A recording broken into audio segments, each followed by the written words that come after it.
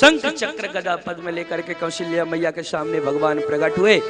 मैया ने भगवान को प्रणाम किया। भगवान ने कहा कि आप मेरी माँ हो के मुझको प्रणाम क्यों कर रही हैं? आप तो मेरी माँ रूप में हैं। बोले मैं आपको नहीं, मैं तो भगवान को प्रणाम कर रही हूँ। आप मेरे पुत्र बन करके कहाँ आए? आप तो भगवान बन करके आए हो।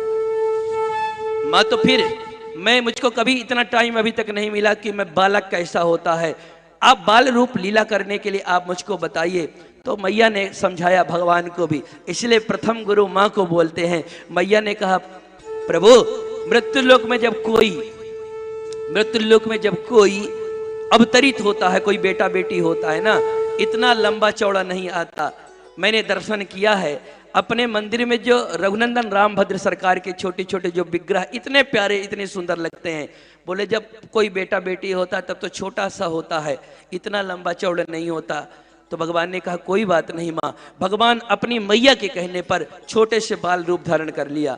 माँ अब तो मैं बेटा बन गया ना? बोले अभी नहीं बन पाए, अभी कुछ कमी है। क्या कमी है?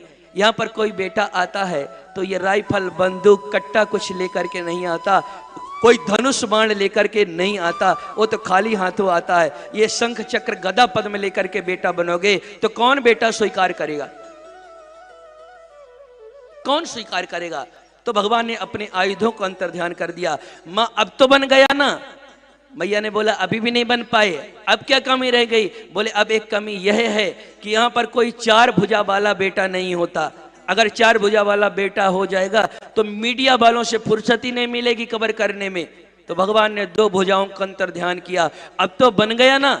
अभी भी नहीं बन पाए। यहाँ पर जो बेटा होता है वो कपड़े पहन करके नहीं आता, वो तो बस ऐसे आता है। बाद में माँ पहले कपड़े पहनाना शुरू करती है, शिष्टाचार आचार विचार सिखाना शुरू करती है। बाद में बड़ा होकर के बेटा कहता है माँ आपको नहीं पता, आपको आता ही क्या है? उसको बाद में पता चलता है। जिस माँ ने सब कुछ सिखाया उसको नहीं पता, बेटे को फिर सब कुछ पता चलता है।